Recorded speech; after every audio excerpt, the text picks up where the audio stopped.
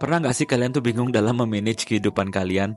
Aku sebagai pengusaha dan juga seorang ayah dan juga seorang suami pasti mempunyai banyak sekali to-do list yang harus dilakukan di bisnisku dan juga di kehidupan personalku.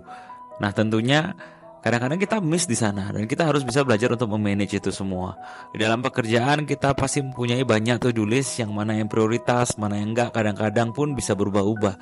Dan dalam kehidupan personal kita juga tahulah ada tanggal-tanggal penting, ada juga hal-hal penting yang kita harus ingat, misalnya pembayaran-pembayaran. Contohnya pembayaran samsat kendaraan, bangunan, terus data-data bank kita, nilai-nilai investasi kita, dan banyak sekali hal-hal yang kita harus ingat. Dan bagaimana kita memanage ini semua, tentu inilah PR-nya. Dan aku pun juga mengalami hal yang sama. Tapi aku mau bagikan bagaimana aku mencoba untuk bisa mengorganize kehidupanku ya guys ya. Yang pertama adalah kita harus berusaha untuk capture. Capture di sini kita harus tulis segala macam yang kita ingat. Jangan pernah mengandalkan otak karena kita pasti akan lupa guys ya. Jadi selalu catat apa yang kita ingat sekarang. Misalnya mau mengerjakan ini tanggal-tanggal penting. Oh, hari ini aku harus melakukan pembayaran telepon, pembayaran internet, segala macam kalian catat.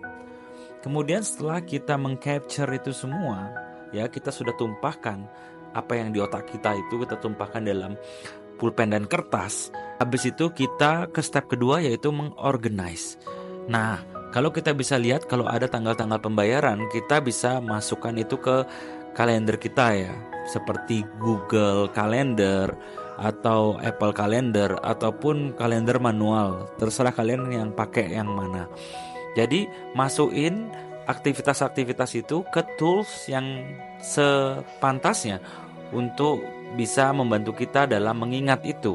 Misalnya kalau itu juga tugas-tugas penting, ya mungkin kita bisa tulis di agenda, ya kita lingkarin pakai warna merah ataupun metode dalam pakai post-it ataupun pakai aplikasi yang ada ya seperti Todoist atau Trello ataupun apapun yang nyaman buat kalian. Bahkan kalau kalian mau taruh di Google Calendar pun silakan juga. Tetapi intinya adalah setelah kita tulis semua itu baru kita organize. Kan di organize ini juga kita harus tempatkan disesuai dengan toolsnya masing-masing.